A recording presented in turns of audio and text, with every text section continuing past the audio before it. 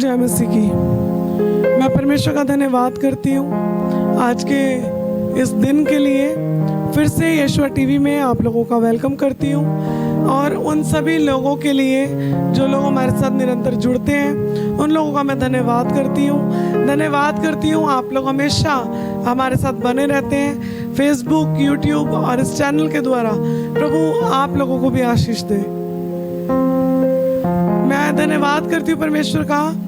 जो हमारा वचन है उसका जो टॉपिक है वो है माफ़ी, वो है आशीष को हम कैसे प्राप्त कर सकते हैं। देखिए परमेश्वर का वचन बताता है हमारे जीवन में कई बार ऐसा होता है कि हम लोगों को माफ़ नहीं कर पाते, हम लोगों के साथ चल नहीं पाते हैं, सही तरीके से हम उन्हें माफ़ नहीं करते हैं। क्यों नहीं करते हैं? कारण क्या है? हम कहीं ना कहीं अपने मन में सामने वाले के प्रति या अपने मन में हम किसी ऐसे व्यक्ति के प्रति जिससे हम प्यार तो करते हैं, लेकिन जब हमारा दिल टूटता है तो हम उसे माफ़ नहीं कर पाते हैं। और इसकी वजह से क्या होता है, हम कहीं ना कहीं किसी भी व्यक्ति के लिए अपने मन में बहुत ढेर सारी बातों को रख लेते हैं। परमेश्वर का वचन कहता है रोमियो 4:7 और 8 में वचन कहता है, धन्य वह जिनके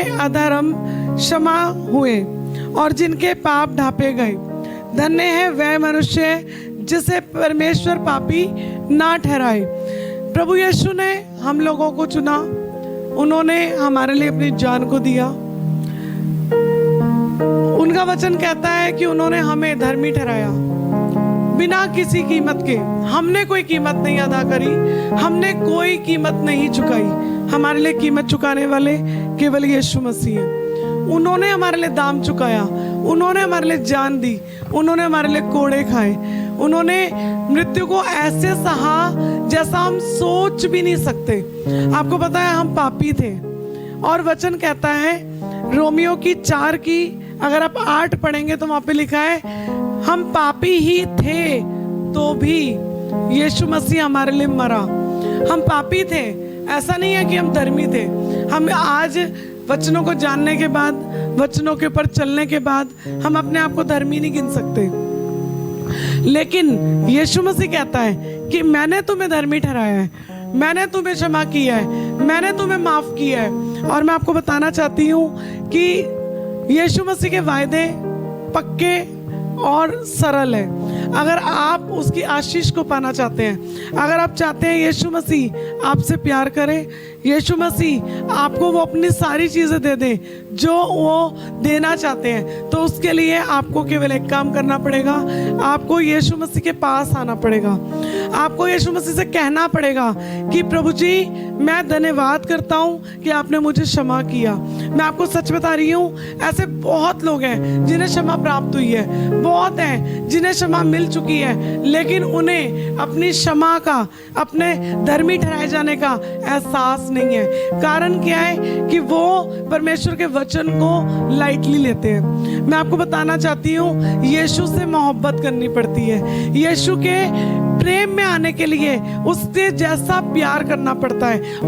और उसका जो प्यार है वो पता है कैसा है? उसका प्यार हमें कुर्बानी देना सिखाता है। उसका प्यार हमें सिखाता है कि हमें दर्द में भी माफ करना पड़ता है, हमें दर्द में भी भलाई करनी पड़ती है, चाहे हमारे साथ कितनी बार किसी ने गलत क्यों ना किया हो। और ऐसे ही एक बारी पतरस भी यीशु मसीह के पास आया और वो कहने लगा कि मैं अपने भाई को कितनी बार माफ करूं, ये तो बार बार गलती करता है, ये तो बार बार मुझे तंग करता है, ये बार बार मुझे क्या करता है, परेशान करता है और मैं नाराज हो जाता हूं, लेकिन मैं कितनी बार इसे माफ करूं। तो यीशु मसीह ने एक बात बोली कि 7 के 70 गुना बार। आपको पता है ये बात उन्होंने क्यों बोली? उन्होंने कोई जोड़ नहीं लगाया, उन्होंने इसका एक सिंपल सा उदाहरण दिया कि जितनी क्षमा तुम चाहते हो, बार बार बार बार बार बार जितनी क्षमा तुम चाहते हो उतनी क्या करो, तुम भी दूसरों को क्षमा कर दो। जैसे यीशु मसीह ने प्रार्थना भी हमें करनी सिखाई। क्या प्रार्थना करनी सिखाई? कि जैसे मैं अपने अपराधियों को क्षमा करता हूँ, ऐसे ही परमेश्वर पिता आप भी मेरे अपराधों को क्षमा करें। और आपको पता है यीशु मसीह क्षमा करने के लिए काबिल है। यीशु मसीह हमें क्षमा कर सकते हैं। अच्छी बात तो ये है कि यीशु मसीह धर्मियों के लिए नहीं आए, पापियों के लिए आए। लेकिन जब उन्होंने हमारे पापों को साफ कर दिया, जब उन्होंने हमारे पापों को अपने ऊपर उठा लिया, उन्होंने कहा तेरे पाप काले रंग के हो, गाढ़े रंग के हो, कैसे भी बैंगनी कलर के हो, डार्क से डार्क क्यों ना हो, लेकिन मैं क्या करूंगा, उन्हें हीम की नाइन यानी बिल्कुल वाइट, श्वेत कर दूंगा, सफेद कर दूंगा। कैसे? हम खुद से नहीं कर सकते। हमारे अच्छे काम, हमारी अच्छी बातें, हमारी बहुत ढेर सारी प्रार्थना करना, हमारी बहुत ढेर सारा उपवास करना हमें धर्मी नहीं ठहरा सकता। हमें धर्मी केवल यीशु का लहू ठहराता है। अगर आप इसको वचन से पढ़ना चाहते हैं तो वचन कहता है रोमियो 5:9 में इस तरह से लिखा है, अतः जबकि हम उसके लहू के कारण धर्मी ठहरे। कैसे ठहरे? उसके लहू के कारण।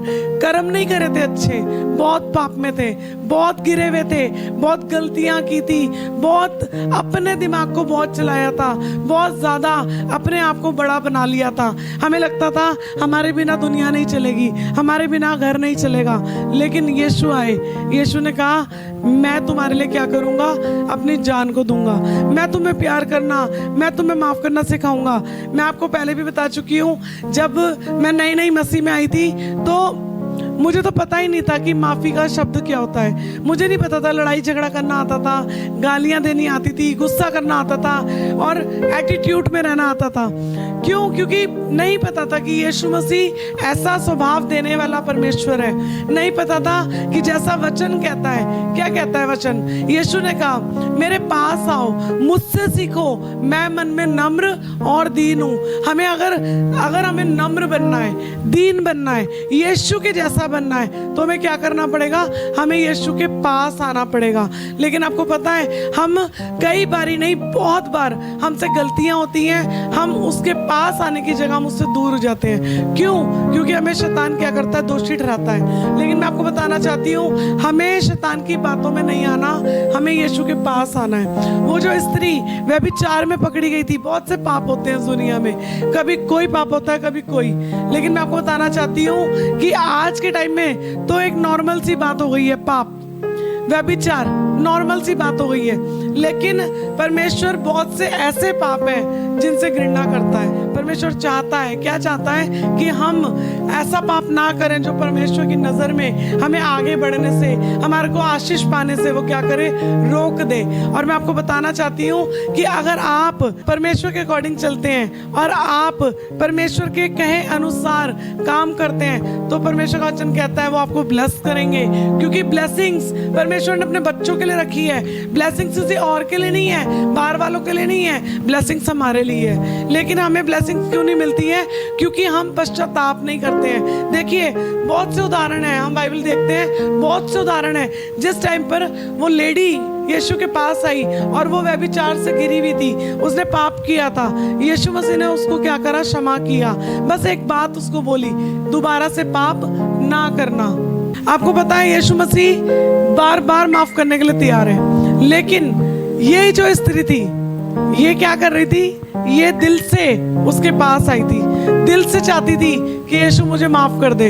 लेकिन पता है लोग क्या कर रहे थे? उसके ऊपर दोष लगा रहे थे। आज बहुत प्रॉब्लम है, जब हम थोड़ा सा ग्रोथ करने लग जाते हैं, हम थोड़ा सा बढ़ने लग जाते हैं तो हम लोग क्या करते हैं? दोष लगाने लगते हैं। लेकिन परमेश्वर का वचन कहता है तुम्हें ब्लेसिंग मिलेगी, तुम्हें आशीष मिलेगी, तुम्हें माफी की आशीष प्राप्त होगी। लेकिन उसके लिए तुम्हें क्या करना है? तुम्हें दूसरों की गलती नहीं निकालनी, तुम्हें अपनी गलती को चेक करना है। क्योंकि मनुष्य को लगता है कि हम सही हैं, लेकिन हमें अपनी नजर में नहीं, हमें परमेश्वर की नजर में सही होना है। एक जगह वचन कहता है कुरिन्थियों के अंदर कि अपने आप को जांचो कि तुम में मसीह है या नहीं।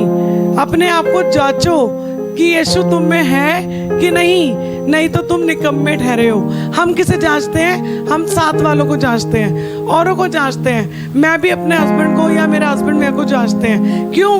क्योंकि हम खुद को चेक नहीं करते।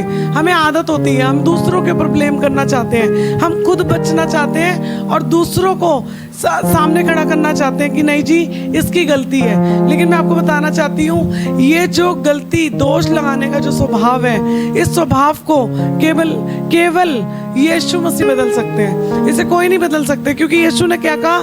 मुझसे सीखो, मैं मन में कैसा नम्र और कैसा दीन हूँ। लेकिन वो कैसे सिखाते हैं? जो अपनी गलती को आकर मान लेता है और उसे छोड़ देता है। आपको पता है, जब वही मरियम जिसको क्षमा मिली थी, वही व्यभिचारिणी स्त्री जिसको क्षमा मिली थी, जिसमें से दुष्ट आत्माएं निकाली गई थी, परमेश्वर के पास आती है और वो आकर क्या कहती है? वैसे तो दो मरियम का जिक्र है, क्योंकि अलग अलग जगह पर मरियम का जिक्र है। एक लाजर की बहन भी है।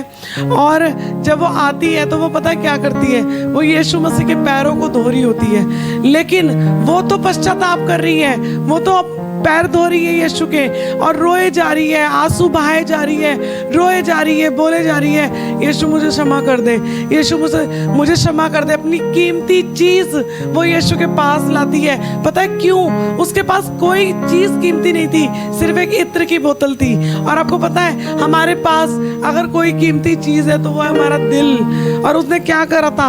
उसको तोड़ा था ताकि उसमें से खुशबू निकले। आपको पता है, परमेश्वर के पास हम दिल भी नहीं लेकर आते। पूरे तरीके से हम यीशु के पास नहीं आते, पूरे तरीके से हम उस पर निर्भर नहीं होते। हम अपनी बुद्धि चलाते हैं, हम अपने मन को फिजूल बातों की ओर लगाते हैं। लेकिन उसने क्या किया? वो यीशु के पास आई, और जब वो यीशु के पास आई तो उसने आकर उसके जब पैर धोने शुरू करे तो वहाँ जो लोग बैठे थे उन्होंने क्या किया? उन्होंने उस पर दोष लगाना शुरू करा। एक कहता है ये तो बड़ा कीमती है, इसे तूने क्यों यहाँ पे वेस्ट कर दिया? लेकिन दूसरा कहता है कि ये क्यों रोए जा रही है? क्या यीशु को नहीं पता ये कितनी पापी स्त्री है? लेकिन यीशु मसीह सबके पापों को, सबके मन की बातों को पहले से जानते हैं। और उस टाइम पे यीशु मसीह ने एक बात बोली, मैं तेरे घर में आया लेकिन तूने मेरे को पैर धोने के लिए पानी नहीं दिया, तूने मुझे प्यार नहीं करा, तूने मुझे किस नहीं करी। लेकिन जब से मैं आया हूँ इसने मुझे छोड़ा नहीं, इसने मेरे पैरों को छोड़ा नहीं, इसने मेरे पाँव धोने नहीं छोड़े, इसने मेरे पैरों को अपने बालों से पोंछा, इसने मेरे को क्या करा? इसने मेरे पैरों को चूमना नहीं छोड़ा।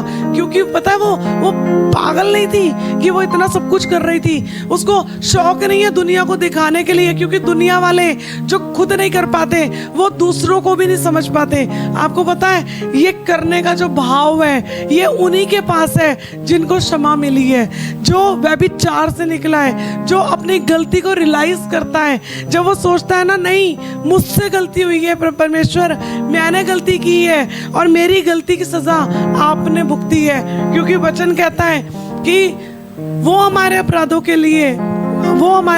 के कारण घायल किया गया, हमारी शांति के लिए उसके ऊपर ताड़ना पड़ी, हमारे चंगे होने के लिए उसने कोड़े खाए। आपको पता है, हमारे लिए सब कुछ हमारे लिए किया। क्या हम उसके लिए कुछ भी नहीं करना चाहते? क्या हम कुछ भी नहीं कर सकते? लेकिन हम क्या करते हैं? हम दूसरों को देखते हैं, हम दूसरों को जज करते हैं। आप क्या कर रहे हैं यीशु के लिए? आपने क्या किया है यीशु के लिए? देखिए, मरियम ने तो अपना भाग निभाया।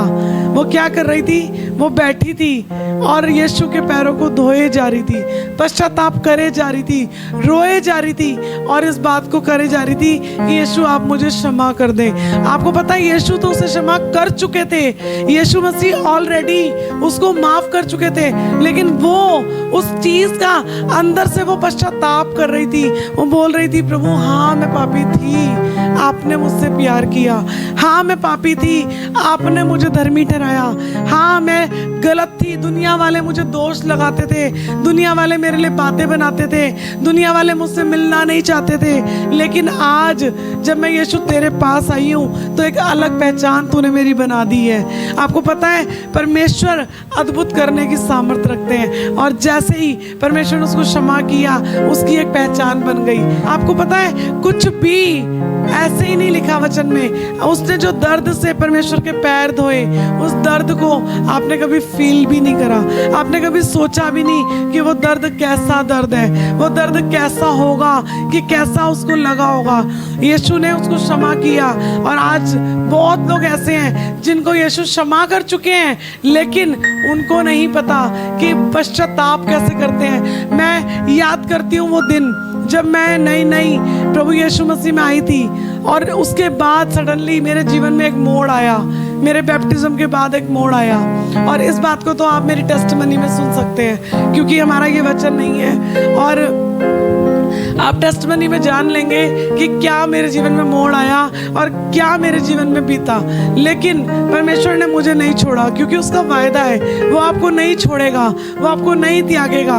वो जैसा है युगानुयुग वैसा ही बना रहेगा। बड़ा तरस खाने वाला परमेश्वर है, बड़ा प्यार करने वाला परमेश्वर है, वो हमें नहीं छोड़ता।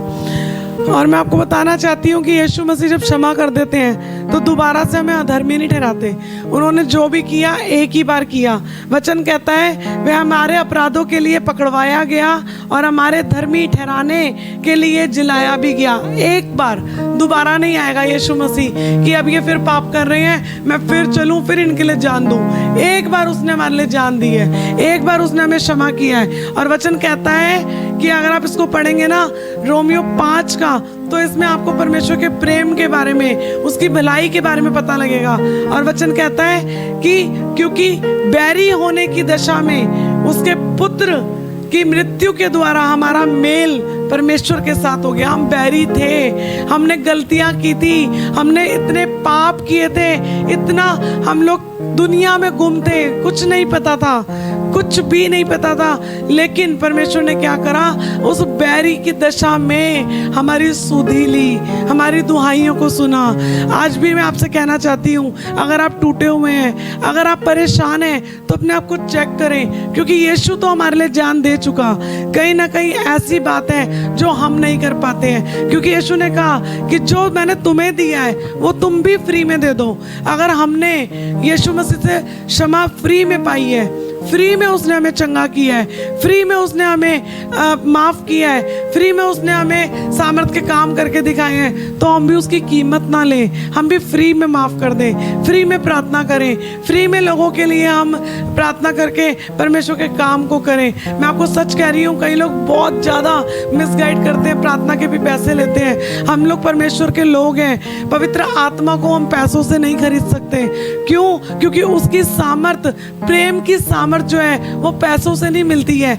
मैंने जब परमेश्वर के प्रेम को जाना और जब मैं प्रभु में आ रही थी, तो मेरे को प्रभु ने एक आवाज़ बोली। मैं प्रभु से पूछ रही थी, प्रभु जी मुझे आप नाम बताएं। हमारे चैनल का नाम तो आप सभी जानते हैं, यीशुआ है। और लेकिन मैं कहने लगी, मैं कहा प्रभु जब भी मेरा चर्च होगा, जब भी मैं अपने चर्च को बनाऊंगी, तो मैं उसका क्या नाम रखूं?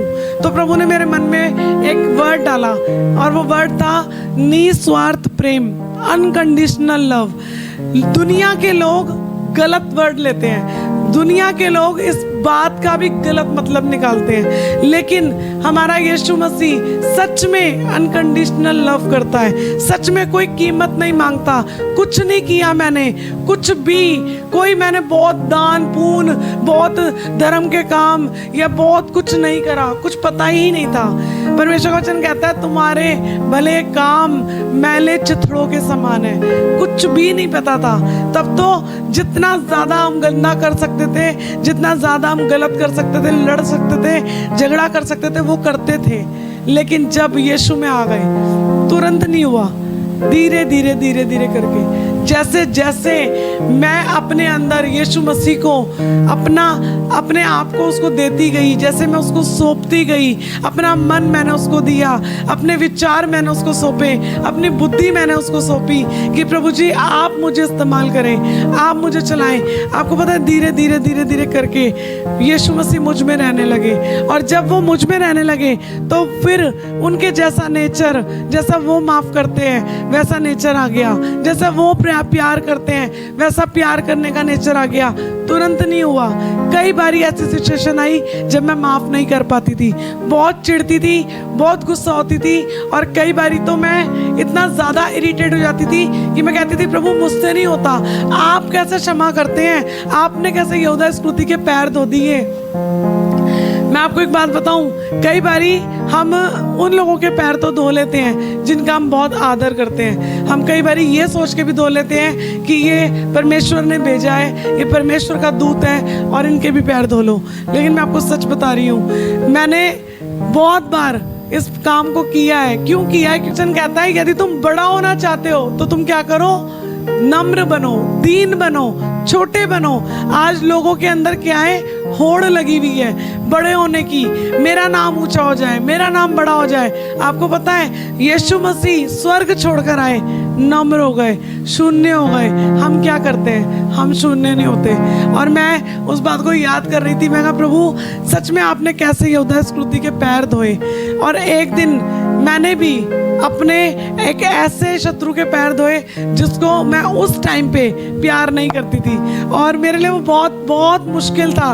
वो मेरी जो सिस्टर इन लॉ थी, मेरी उनसे बिल्कुल नहीं बनती थी, बिल्कुल मेरी उनसे बातचीत बंद थी और मन नहीं करता था कि मैं उनसे बोलूं। लेकिन मैं आपको बताना चाहती हूँ कि यीशु मसीह हमारे अंदर के बैर को ख़त्म करते हैं, यीशु मसीह हमारे अंदर के कड़वाहट को ख़त्म करते हैं, हमारे अंदर की चिढ़ को ख़त्म करते हैं। वो चाहते हैं जैसा मैं क्षमा करता हूँ तुम भी करो, वो चाहते हैं जैसा मैं तुम्हें माफ करता हूँ बार बार, जैसा मैं तुमसे प्यार करता हूँ बार बार, जैसा मैंने तुम्हें ग्रहण कर लिया, पाप में थे, कीचड़ में थे, गलत थे, गंदे थे, ऐसे ही ग्रहण कर लिया, तो तुम भी क्या करो, सामने वाले को ऐसे ही ग्रहण कर लो। बहुत मुश्किल था, और मेरे लिए तो सच में बहुत मुश्किल था, क्योंकि मुझे बहुत समस्या थी, मेरे को बहुत चिढ़ होती थी, बहुत जलन होती थी।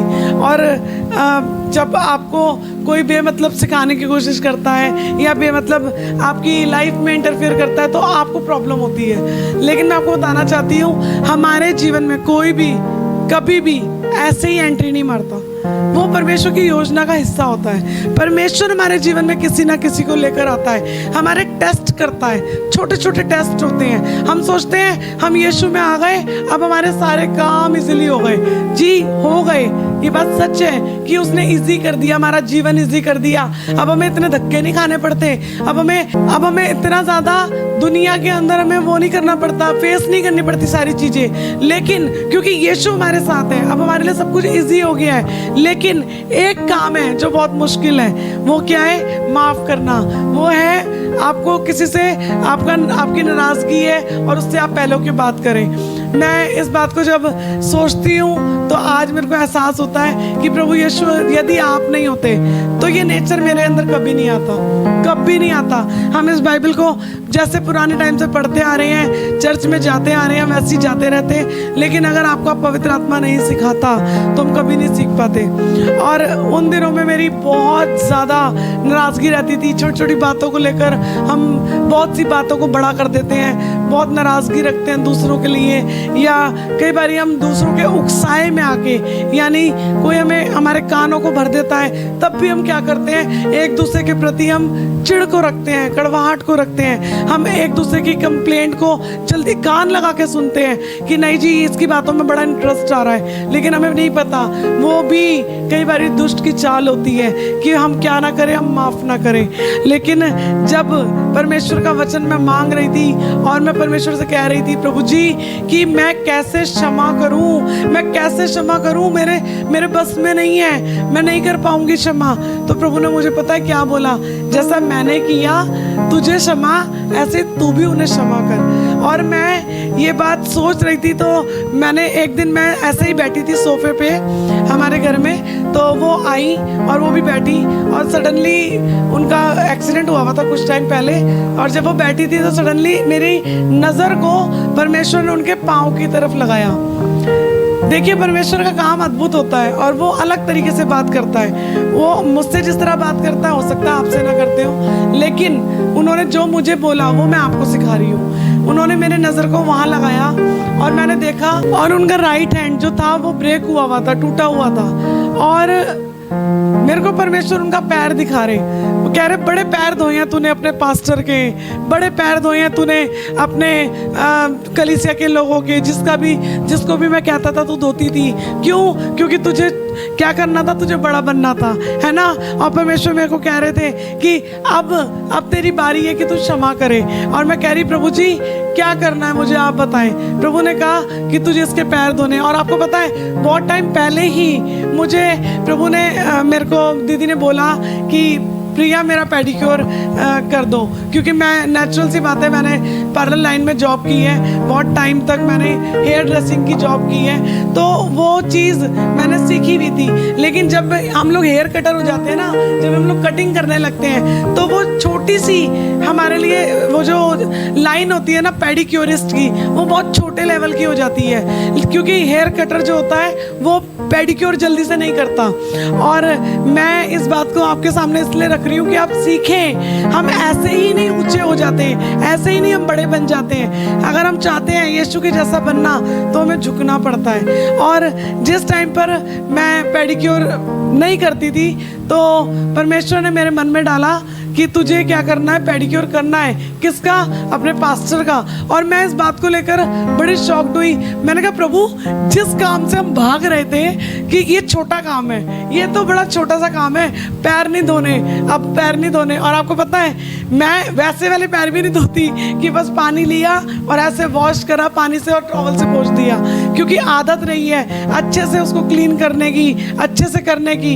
अब नहीं करती हूँ, पेडिक्योर नहीं करती हूँ, लेकिन वो नेचर प्रभु ऐसे पकड़ के रखेंगे ये तो पता ही नहीं था। एक दिन जब दीदी ने मुझे बोला कि मेरा पेडिक्योर कर दो, तो मेरे दिल में एकदम से एटीट्यूड आ गया, मैं एकदम गुस्से में आ गई। मैंने कहा, मैं नहीं करती पेडिक्योर वगैरह। तो वो कहने लगी, क्यों, तुम तो पेडिक्योर करती हो। मैं कहा, ना मैं नहीं करती। मैं कहा, अब तो मैं हेयर ड्रेसर हूँ और मैं कटिंग करती हूँ और मेकअप करती हूँ, और मैं ये पेडिक्योर का काम नहीं करती। तो मैं उनसे इस तरह से बोलने लगी। लेकिन आपको पता है, जब हम किसी का दिल दुखा देते हैं, या हम जब किसी को ऐसे हल्का ले लेते हैं, क्योंकि हम नहीं जानते कि परमेश्वर किसको सिखा रहा है। अगर हमारे जीवन में प्रभु यीशु मसीह के लोगों के जीवन में, मैं सबकी बात नहीं कर रही, प्रभु यीशु मसीह के लोगों के जीवन में किसी की एंट्री होती है, तो आप ध्यान रखें कि परमेश्वर आपके द्वारा उसको और उसके द्वारा आपको, दोनों को सिखा रहा है। इस बात का ध्यान रखें कि आपके बोलने से, आपके बातचीत से, आपके उठने बैठने से वो बहुत चीज़ें नोट कर रहा है, बहुत चीज़ें वो सीख रहा है, क्योंकि किसी ना किसी की नज़र आपको देख रही है। और उस टाइम पर जब उन्होंने मेरे को ये बात बोल दी, उस टाइम तो मैंने मना कर दिया कि नहीं, मेरे को नहीं करना। लेकिन जैसे ही जब उनका हाथ ब्रेक हुआ था और वो बैठी हुई थी, तो प्रभु ने मेरी नज़रें ऐसे करके यूं लगाई, और मेरे मन में एकदम आया कि पैर इनके बड़े गंदे हो रहे हैं। मैंने कहा, प्रभु क्या करूं? प्रभु ने कहा, वॉश करो। मैंने कहा, प्रभु करवाएंगी नहीं, नाराज हो जाएंगी, बोलेंगी कि क्या नाम है, पहले तो करे नहीं थे, अब क्यों कर रही हो? मैं कहा, नहीं प्रभु, मैं पश्चाताप करना चाहती हूँ, मैं माफ़ी मांगना चाहती हूँ, मैं चाहती हूँ कि मैं तेरे जैसी बन जाऊँ, मैं चाहती हूँ कि मैं वो काम करूँ जैसा तूने किया है। ये बहुत मुश्किल है, ये आसान नहीं है। ये सुनने में बड़ा आसान लगता है, लेकिन आप जब किसी को माफ नहीं करते और आप उससे प्यार करते हैं ना, आप उसके पैर को नहीं धो सकते। क्यों नहीं धो सकते? क्योंकि आपने अपने अंदर उसके लिए माफ़ी नहीं रखी है। वो आपने कह दिया है कि गॉड ब्लेस यू, आपने कह दिया है कि मैंने तुझे माफ़ किया, लेकिन माफ़ी है नहीं। क्यों नहीं है? क्योंकि मेल मिलाप नहीं है। क्यों नहीं है? क्योंकि बैर ख़त्म नहीं हुआ। और आपको पता है, उस टाइम मैंने उनको एक बात बोली, मैंने कहा मेरे दिल में एक बात आ रही है, क्योंकि हम थोड़ा थोड़ा सा क्लोज हो गए थे। जैसे जैसे वो उनका एक्सीडेंट हुआ, थोड़ा मैंने मिलना जुलना ज़्यादा किया, बात करनी ज़्यादा करी, प्यार करना ज़्यादा किया। मैं उनकी चिंता करने लगी थी। तो मैंने उनसे बोला, मैंने कहा प्लीज़ आप मना मत करना, मुझे प्रभु ने कहा है कि मैं आपके पैर धोऊं। कह रही नहीं नहीं मैं अपने आप कर लूँगी। मैं कहा नहीं प्लीज़ करने दो। मैं कहा प्लीज़ करने दो। और जैसे ही मैंने वो पूरी तैयारी करी और जैसे ही मैंने उनके पैर डिप करवाए, मैं आपको सच कह रही हूँ, उस टाइम इतना पवित्र आत्मा का एकदम से वो उतर आया। मैं इतना रोने लगी उनके पैर धोते धोते। मैंने प्रभु से कहा, प्रभु आप मुझे क्षमा करें, मैंने जो भी वर्ड इनके लिए बोले, जो भी बातें इनके लिए बोली, प्रभु आप क्षमा करें। मैं आपको सच कह रही हूँ, यीशु मसीह को पता था कि यहूदा इस्करियोती आने वाला है, आएगा, प्यार करेगा और मुझे पकड़वाएगा। कितने से पैसों के लिए? सिर्फ 30 सिक्कों के लिए। बहुत मुश्किल होता है। 30 सिक्कों के लिए आपको क्या करेगा? वो बेच देगा। फिर भी यीशु मसीह ने जब 12 चेले बिठाए तो उसने ये नहीं कहा तू ही तो पकड़वाने वाला है, तेरे साथ मैं अच्छा नहीं करूंगा। उसने कहा कि तू चला जाए यहाँ से। नहीं, उसने उन 12 चेलों में उसके भी पैर धोए, उससे भी प्यार करा। पता है क्यों? क्योंकि परमेश्वर वचन कहता है इस पृथ्वी के ऊपर परमेश्वर हमारे को मौका देता है कि हम प्यार करें, हम माफ करें। ये मौका सिर्फ उनके लिए नहीं था, उनका तो जीवन बदला, उनके तो जीवन में चेंज आया। लेकिन मैं आपको सच कह रही हूँ, उनके जीवन के द्वारा मेरे अंदर भी प्रेम आया, मेरे अंदर भी चिढ़ खत्म हुई, जलन खत्म हुई। और मैं आज भी प्रभु से कहती हूँ, प्रभु जिस काम को हम छोटा समझते थे, जिस काम को हम कहते थे नहीं ये हमारे स्टेटस में नहीं आता, हम नहीं करेंगे, लेकिन प्रभु आज वो ही काम आप कई बार मुझसे करवा लेते हैं। पता है क्यों? ताकि हमें ये याद रहे हम नीचे रहें, तभी वो हमें ऊंचा उठाएगा। हम जितना झुकेंगे वो हमें शर्मनी बनाएगा। लेकिन लोग इन बातों को बताते हुए शर्माते हैं। मैं आपको सच कह रही हूँ, हमारे यीशु ने शर्म नहीं करी। हमारे यीशु मसीह ने एक बार भी ये नहीं सोचा कि ये क्या कर रहे हैं, कि मैं इन लोगों के पैर क्यों दूं। लेकिन उन्होंने क्या करा? उसको पूरा करा। जब आप इसको पूरा करते हैं ना, तो एक ऐसी सामर्थ्य परमेश्वर आपको प्रेम करने की देता है जो आप सोच नहीं सकते। और परमेश्वर का वचन कहता है कि आप माफ करना सीखें। जब आप माफ करते हैं तो आपको ब्लेसिंग मिलती है। एक और वचन देखेंगे और उसके बाद हम प्रार्थना में चलेंगे। वचन कहता है कि पहला शमूएल के अंदर शमूएल जो है वो लोगों के पास आ रहा है और वो उनको शिकायत करने आ रहा है। वो लोग बड़े कुड़कुड़ाते हैं, बड़े बुड़बुड़ाते हैं। कई बारी हम केवल नाराज ही नहीं होते हैं, कई बार हम लोगों से ही नहीं, हम परमेश्वर से भी नाराज हो जाते हैं। हम में इतनी पावर है, इतने हम समझदार हैं कि हम खुदा से भी नाराज होने की ताकत को रखते हैं, गुस्सा निकालते हैं। जैसे योना ने निकाला कि तूने फिर ये पेड़ क्यों हटा दिया, ये तो पेड़ मुझे छांव दे रहा था, ये तो पेड़ अच्छा था, तूने इसको कीड़ा बेच के क्यों खराब करा दिया। तो परमेश्वर ने कहा ना तो तूने लगाया, ना तूने उगाया, तो इतना गुस्सा क्यों हो रहा है। तो कहने का मतलब क्या है? कई बार हम बिना किसी वजह के भी परमेश्वर के ऊपर क्रोधित होते हैं। लेकिन मैं आपको बताना चाहती हूँ, हमारे क्रोध से हमारा कोई फायदा नहीं होगा, हमारा नुकसान होता है। क्योंकि परमेश्वर का वचन कहता है कि शमूएल के वो लोग जब बुड़बुड़ा रहे थे, वो परेशान हो रहे थे, तो वहां पर वो पलिश्तियों के द्वारा दबाए जा रहे थे, शत्रु जाति के द्वारा वो दबाए जा रहे थे। शत्रु आता था और उन्हें तंग करता था और वो क्या कर रहे थे? वो युद्ध में हारने लग गए थे। आपने बहुत ढेर सारी मेरे वचन सुने होंगे, बहुत ढेर सारे युद्ध सुने होंगे। मैंने बहुत ढेर सारे युद्ध अपने जीवन में जीते हैं और मैं विश्वास करती हूँ कि आगे भी मैं युद्धों को जीतती रहूंगी। क्योंकि परमेश्वर का वचन कहता है ये जो संग्राम है ये हमारा नहीं है, ये यहोवा का है। और मैं आपको बताना चाहती हूँ कि इस्राएली लोग भी युद्ध के लिए गए, लेकिन आपको पता है वो हारने लग गए। क्यों हारने लग गए? क्योंकि वो कुड़कुड़ा रहे थे, उनका ध्यान गलत जगह था। उन्होंने एक बहुत बड़ा गलत काम करा था, उन्होंने मूर्तियां बनाई थी। परमेश्वर का वचन कहता है कि मूर्ति पूजक ना बनो। शमूएल उनके पास आया और वो कहता है कि तुमने क्या करा है? मूर्ति बनाई है और मूर्ति बनाकर तुम उसमें क्या कर रहे हो? तुम उसकी पूजा कर रहे हो। अगर तुम इन्हें अपने पास से दूर करोगे, मैं आपको वचन बता देती हूँ, आप इसको घर में रीड कर लीजिएगा। पहला शमूएल 7 का 3 से लेके 11 तक, 11 या 14 तक, ठीक है। आप इसको घर में आराम से पढ़िएगा। और वचन कहता है कि जब शैमूएल उनके पास आया तो वो कहता है, ये देवी देवताओं को तुम मेरे पास से या अपने पास से हटाओ, परमेश्वर तुम्हारे को ग्रहण करना चाहता है, लेकिन तुम इन मूर्तियों में फंसे हो। आपको पता है मूर्तियों का मतलब क्या होता है? मैं आपको मूर्तियों के 3-4 मतलब बताऊंगी। एक मूर्ति वो होती है जो हम आइडल्स बना के उसकी पूजा करते हैं। हम सोचते हैं कि नहीं जी, अब परमेश्वर इन्हीं में वास करता है। और फिर परमेश्वर का वचन कहता है इफिसियों 5:5 में, लोभी मनुष्य है जो लालची होता है, परमेश्वर को छोड़कर वो किसी और के पीछे भागता है, पैसों के पीछे भागता है, नौकरी के पीछे भागता है। वो नौकरी नहीं छोड़ता लेकिन परमेश्वर को छोड़ देता है, अपनी चीजों को नहीं छोड़ता लेकिन वो परमेश्वर को छोड़ना उसके लिए इजी होता है। और मैं आपको भी बताना चाहती हूँ, परमेश्वर का वचन कहता है लोभी मनुष्य है, अशुद्ध मनुष्य है जो गंदी बातें बोलता है, परमेश्वर के लोगों के बीच में बैठ के मजाक कर रहा है गंदे। अगर हमारे मुंह से भी गलत बात निकलती है तो माफी मांगे, बोले परमेश्वर से, परमेश्वर मुझसे गलती हुई है, आप मुझे क्षमा करें। अशुद्ध मनुष्य है और व्यभिचारी मनुष्य है। परमेश्वर का वचन कहता है इफिसियों 5:5 में कि ये तीनों बातें, लोभी मनुष्य है, व्यभिचारी और अशुद्ध जन, ये तीनों बातें मूर्ति पूजक के बराबर हैं। ये ना सोचे कि हमने आइडल नहीं बनाया है तो अब हम मूर्ति पूजा नहीं कर रहे हैं। अगर हमारे पास बाइबल से ज़्यादा फ़ोन रहता है तो ये मूर्ति पूजा है। अगर हमारा ध्यान परमेश्वर के वचन से ज़्यादा सीरियल्स पे लगा है तो ये मूर्ति पूजा है। अगर हमारा ध्यान परमेश्वर की आराधना करने में नहीं लगता और हमारा ध्यान परमेश्वर के गानों में नहीं लगता, पिक्चरों के गानों में लगता है, तो ये मूर्ति पूजा है। क्योंकि ये आपको अशुद्ध करता है, ये आपको शुद्ध नहीं करता। जब आप अशुद्धता से शुद्धता की ओर आते हैं तो परमेश्वर आपको ग्रहण करता है। जब आप अपने मन को लोभ से हटा के, लालच से हटा के परमेश्वर की ओर लगाते हैं तो वो आपको ग्रहण करता है। तो शैमूएल उनको बोलने लगा, ये मूर्तियां क्या करो, यहाँ से हटा लो, तब परमेश्वर तुम्हें क्या करेगा, जितवाएगा।